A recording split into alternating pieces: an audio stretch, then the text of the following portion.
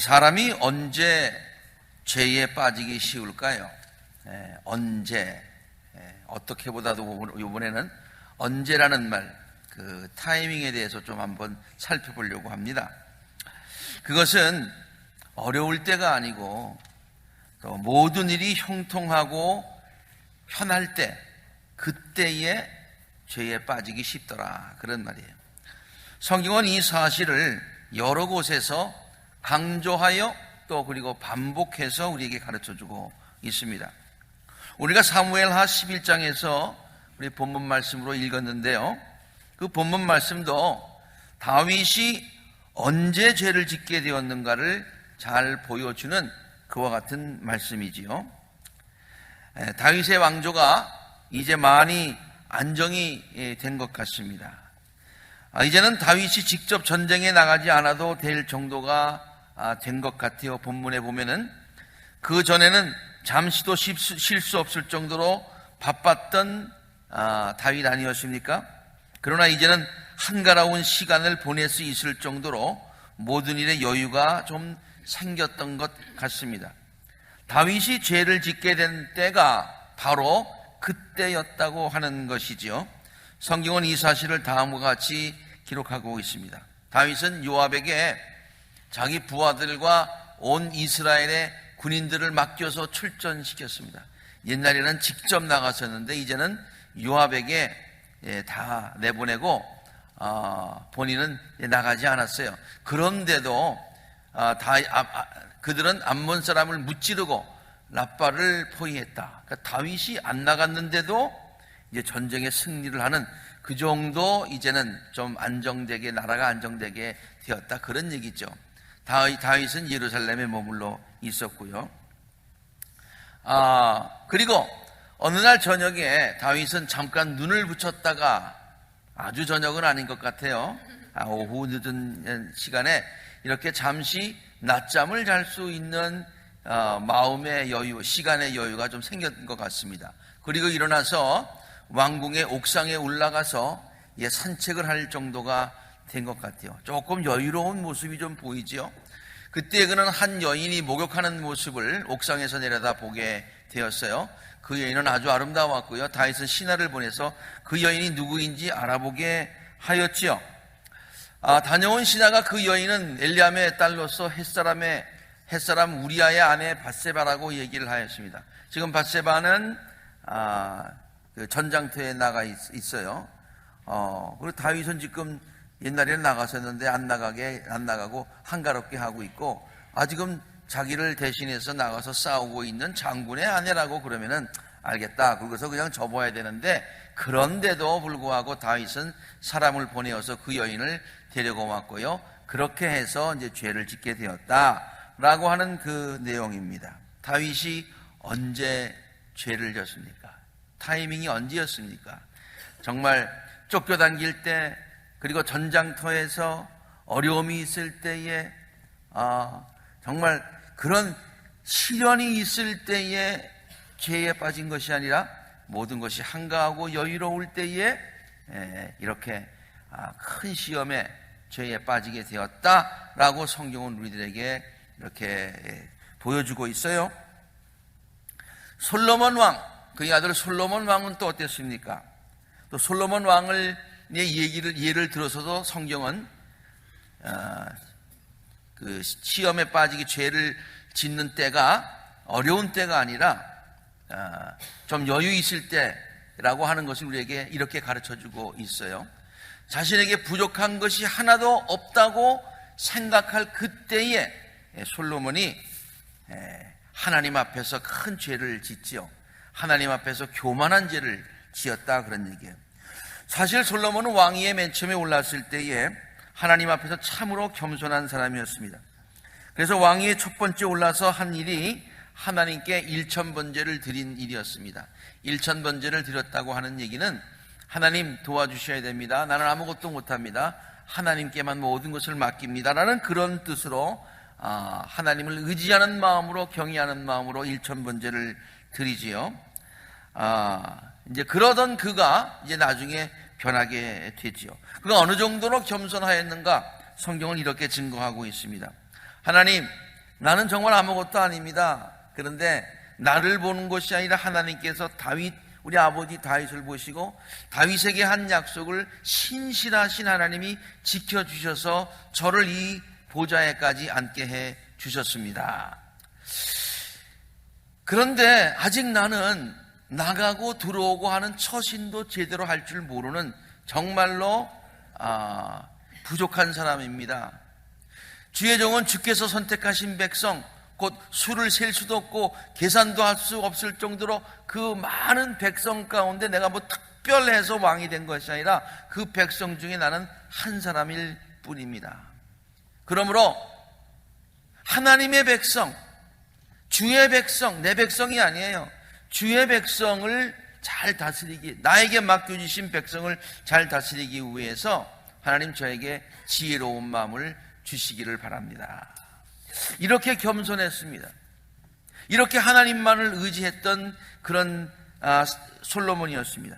그런데 하나님께서는 그에게 이렇게 겸손하고 이렇게 정말 하나님을 의지하는 솔로몬을 보시고 그에게 우리가 알듯이 지혜도 주시고 부귀도 주시고 영화도 허락하여 주셨습니다. 그러면 그것을 가지고 하나님께 감사하고 그리고 또 그것을 가지고 또 하나님께 영광을 돌리고 그렇게 해야 되는데 그는 부귀와 영화를 누리게 되면서 거기에 푹 빠져서 솔로몬이 변하게 된 것입니다. 겸손한 자세를 버리고 왕으로서 누릴 수 있는 온갖 호화로움과 사치스러운 생활을 했던 것이죠. 하나님께서 주신 그 축복이 오히려 하나님을 멀리 떠나는 그런 계기가 되게 되었고 원인이 되게 되었고 그리고 그 하나님께서 주신 그 축복을 죄를 짓는 데 사용하였다고 하는 것이죠.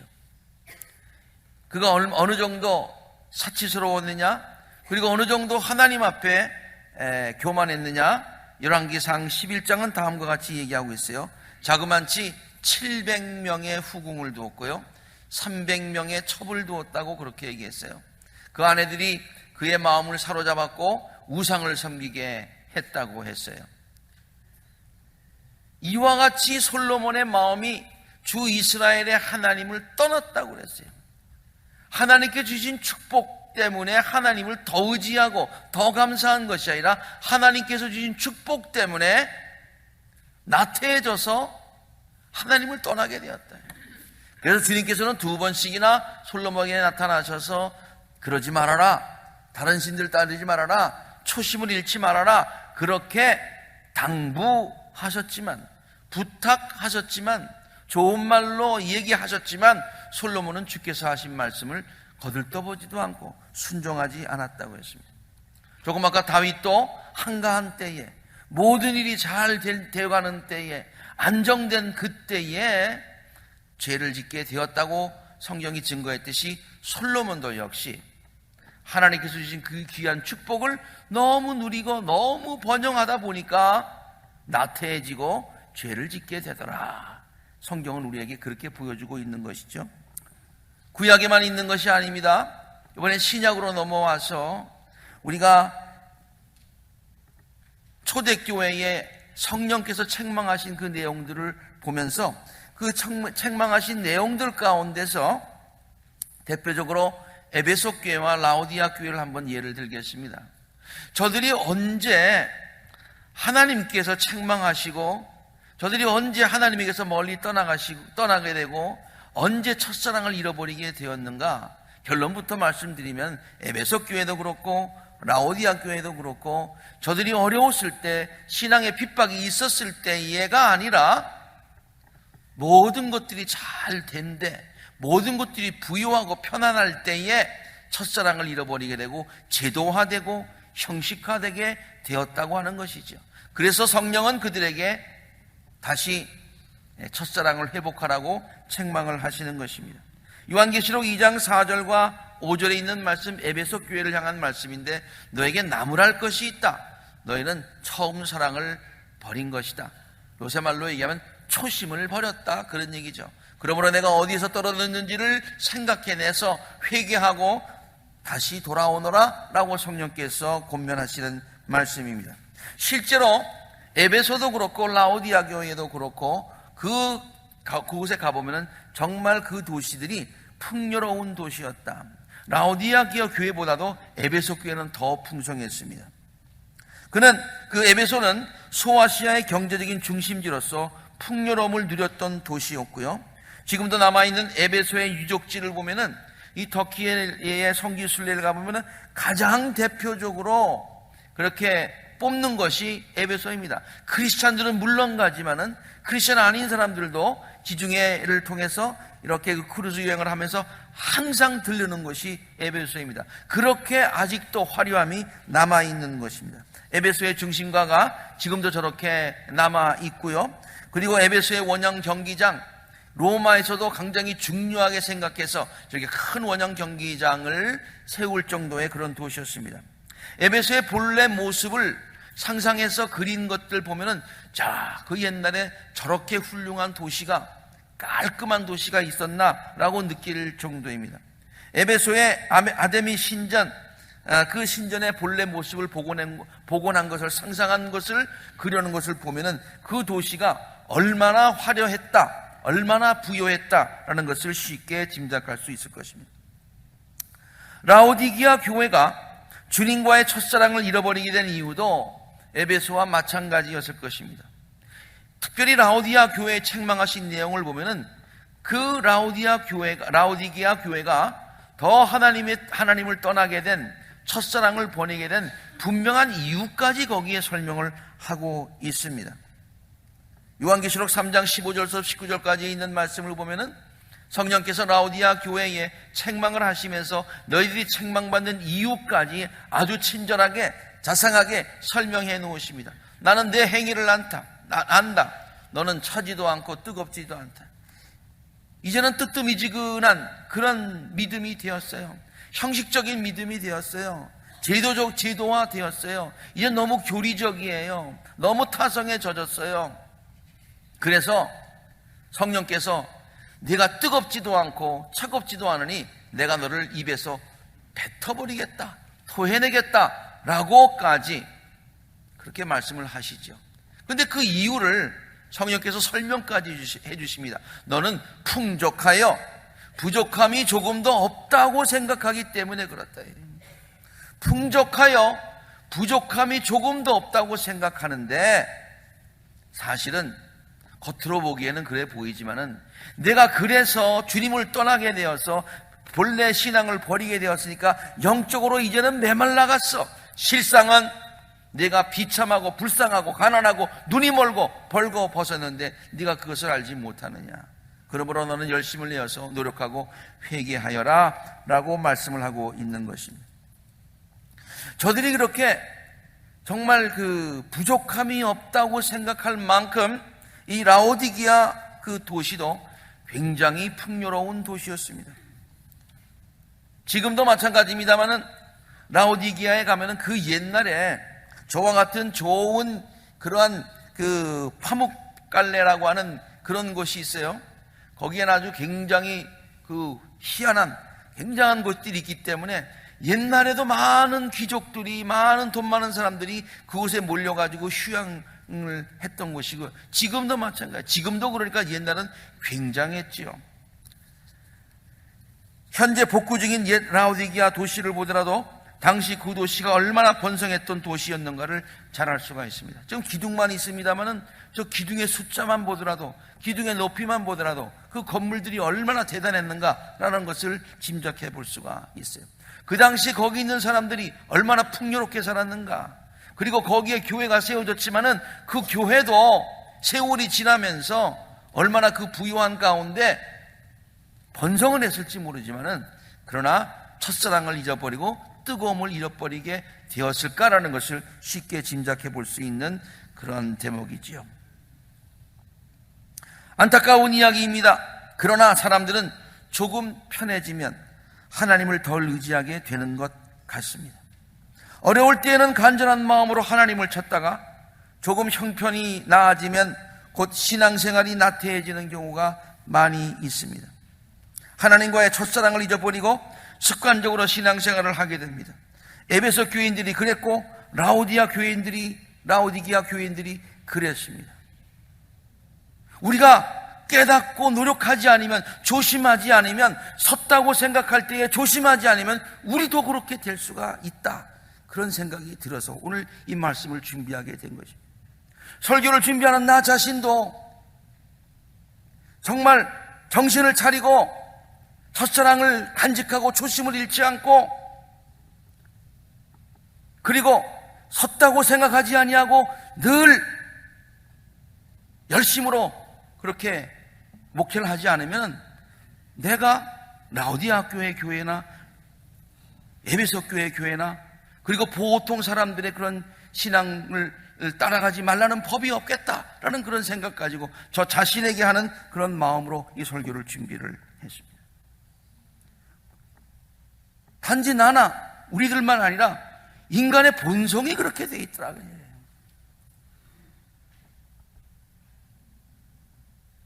어려울 때는 하나님을 찾지만은, 긴장하지만은, 그러나 조금 여유가 있으면은 교만해지고 나태해지고 쉽게 죄에 빠지게 되더라, 그런 얘기예요.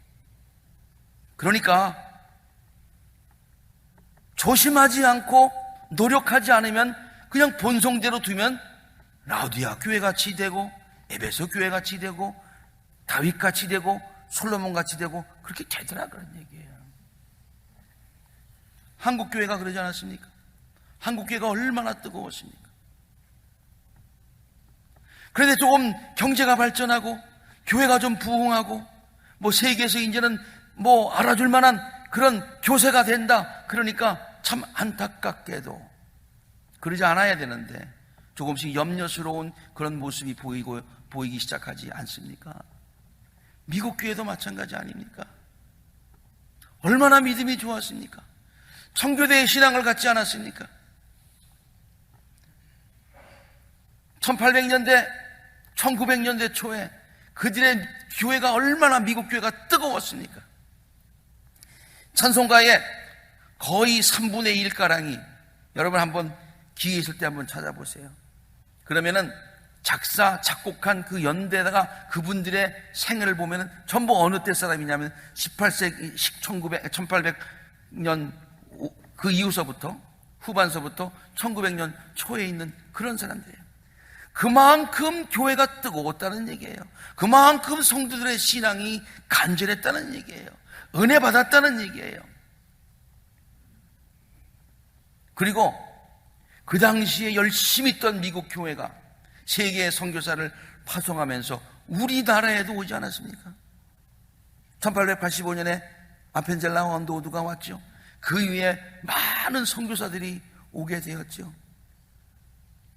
미국에서 그 선교사가 가는 것이 꿈일 정도로, 젊은이들에게 비전일 정도로, 그리고 한번 가면은 온 교회가 저들을 도울 정도로 개인도 그랬고 교회도 그렇고 뜨거웠습니다. 그런데 미국이 점점 더 잘 살게 되면서, 세속화되게 되면서 참 안타까운 그런 현상들이 많이 일어나고 있지 않습니까? 기독교 전체의 세계사를 보더라도 기독교가 박해를 받을 때 교회는 오히려 더 크게 부흥을 했습니다. 그런데 기독교가 공인되고 이제 모든 나라들이 기독교화 됐을 때 중세가 어떠했습니까? 암흑시대가 될 만큼 정말로 암담한 그런 안타까운 일들이 많이 일어나고 있지 않았습니까? 제도화되고 교리화되고 형식화되고 세상 사람들로부터 비난받는, 그렇게 되었다는 얘기예요. 왜? 편하니까. 다시 구약에 있는 이야기로 한번 돌아가 볼까요?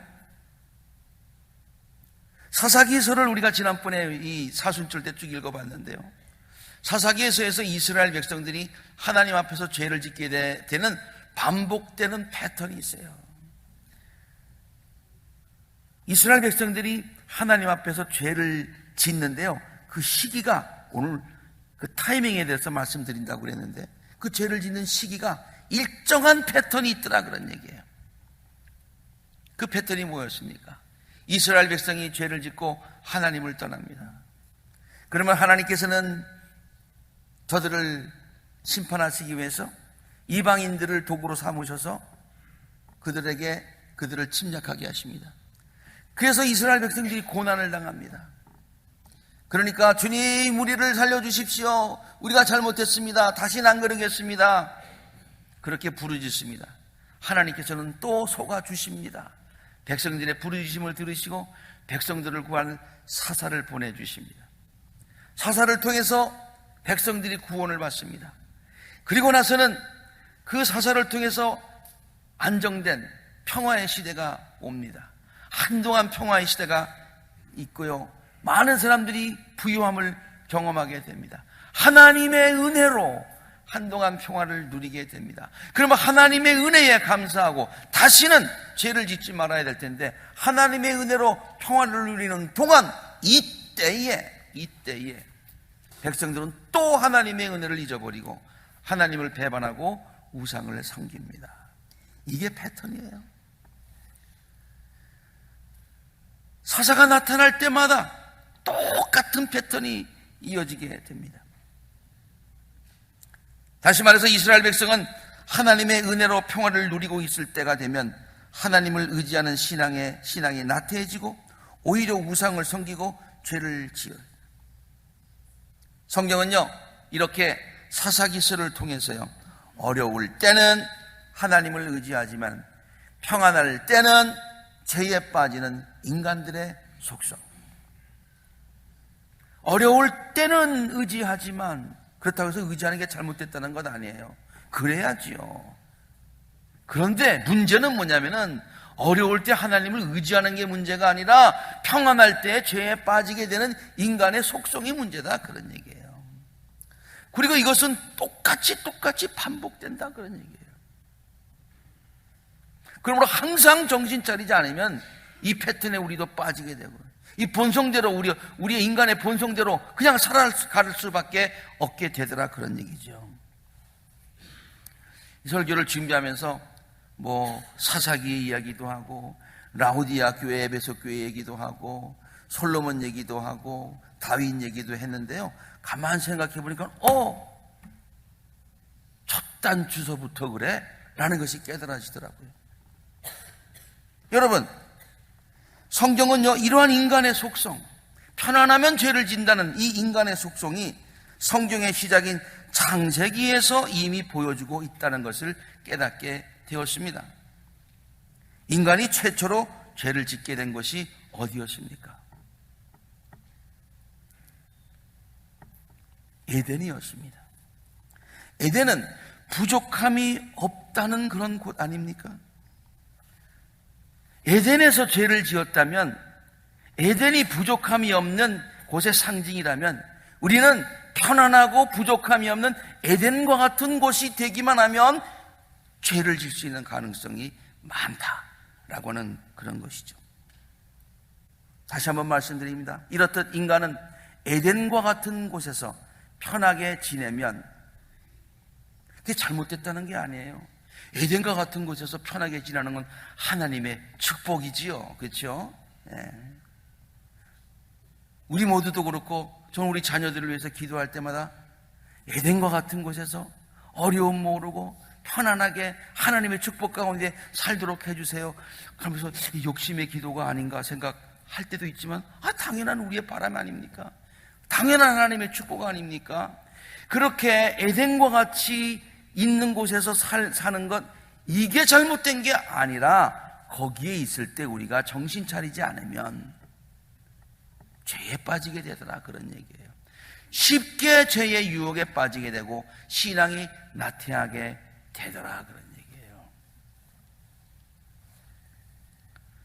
그렇다고 해서 평안함과 부요함이 반드시 인간들로 하여금 죄를 짓게 만드는 원인이 된다는 말도 아닙니다.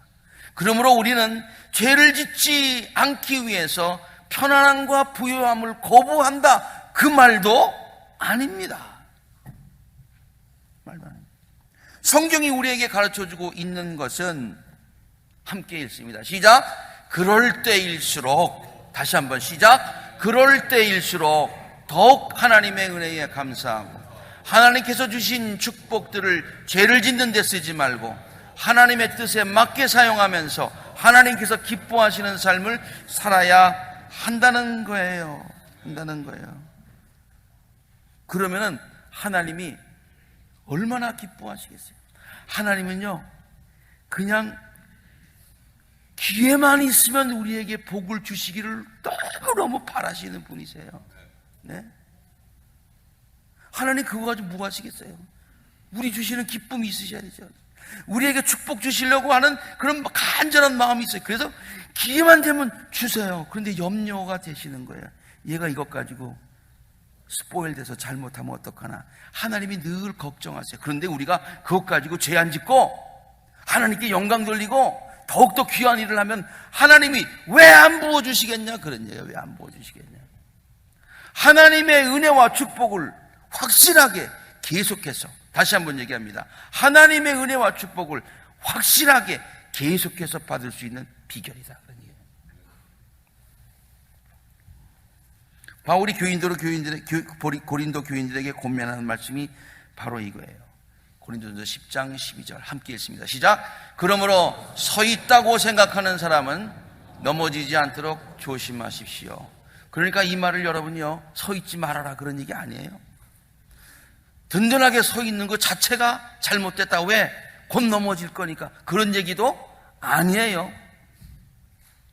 든든하게 서 있어야지요. 안정돼야지요. 강건해야지요. 하나님의 축복을 받아야지요. 맨날 쓰러지면 어떡합니까? 그것이 하나님의 축복인 줄로 믿습니다. 하나님은 우리로 하여금 이렇게 강건하게 서 있게 하시는 줄로 믿습니다. 서 있게 해 주시기를 원하시는 줄로 믿습니다. 그러나 그때 조심해야 될 게 있다. 그때 쉽게 넘어질 수 있으니 조심하자 그런 얘기예요. 그리고 결심하자, 노력하자 그런 얘기예요. 그리고 우리의 혼자의 힘만 가지고 안 되니 하나님께 그때 넘어지지 않도록 도와달라고 기도하자 그런 얘기예요. 이것이 성경이 우리에게 가르쳐주는 지혜입니다. 네. 그러나 안타깝게도 사람들은 사사기에 나오는 백성들처럼 살 때가 참 많이 있어요. 자신이 약하고 아쉬운 것이 있다고 생각할 때는 정말로 겸손한 마음으로 하나님을 의지합니다. 솔로몬처럼 저는 출입도 할 줄 모릅니다. 뭐 이러고서요. 어려운 문제들이 닥칠 때, 육신이 연약할 때, 가정과 사업에 문제가 생겼을 때 겸손한 마음으로 하나님 의지하지요. 그게 잘못된 건 아닙니다. 그래야 됩니다. 하나님은 그러한 우리들의 간절한 기도에 응답하십니다. 그리고 우리의 문제를 해결해 주실 뿐만이 아니라 많은 축복으로 채워주십니다. 그러면 사람들은 정신없이 그 축복과 은혜 속에 묻혀서 살다가 죄를 짓게 되고 교만에 빠지는 경우가 많은데, 그래서는 안 되겠다 그런 얘기예요. 그렇게 되면 하나님은 그런 사람들로부터 등을 돌리기 시작하십니다. 하나님의 영이 그들을 떠나십니다. 하나님의 축복의 촛대가 그들의 삶에서 다른 곳으로 옮겨지게 됩니다. 무서운 얘기입니다. 하나님의 촛대가 옮겨지게 된다. 하나님의 축복이 떠나게 된다. 얼마나 슬픈 일입니까? 그런 일들이 우리 교회와 우리 성도님들의 삶에 없게 되기를 주의 이름으로 축원합니다. 아까도 말씀드렸듯이 하나님은 정말로 우리들을 사랑하시고 축복을 주시기를 원하시며 기뻐하시는 그런 분이십니다. 만일 우리가 그것들 때문에 하나님을 멀리하는 것이 아니라, 그 축복들 때문에 하나님을 멀리하는 것이 아니라 하나님을 더 영화롭게 하면, 하나님의 마음을 기쁘시게 하면 하나님은 더 계속적으로 확실하게 우리들의 삶에 더 풍성하게 채워주실 줄로 믿습니다. 이것이 지혜로운 성도예요. 이것이 성경이 우리에게 가르쳐주는 놀라운 비밀인 줄로 압니다. 사랑하는 우리 아쿠라자들의 모든 성도 여러분, 하나님께 주신 은혜와 축복을 감사함으로 누리고 또 그것을 하나님의 기뻐하시는 뜻대로 사용할 줄 아는 참 지혜를 우리 모두 소유할 수 있게 되기를 바랍니다. 그리고 그러한 삶의 지혜를 가지고 살겠다고 결단하시고 그리고 그렇게 살 수 있도록 도와달라고 하나님께 늘 기도하시기 바랍니다. 우리들은 그러한 결단을 했지만 쓰러질 때가 있고 못할 때가 실패할 때가 있지만은 그러나 성령께서 우리를 붙잡아 주시면 넘어지지 않게 되는 줄로 믿습니다. 그래서 하나님께서 기뻐하시고 하나님의 영광을 드러내며 하나님의 은혜와 축복을 누리며 나누며 영광 돌리며 살아갈 수 있는 정말 멋진 삶을 살아가실 수 있는 우리 모든 성도님들이 되시기를 주의 이름으로 축원합니다. 함께 기도하시겠습니다.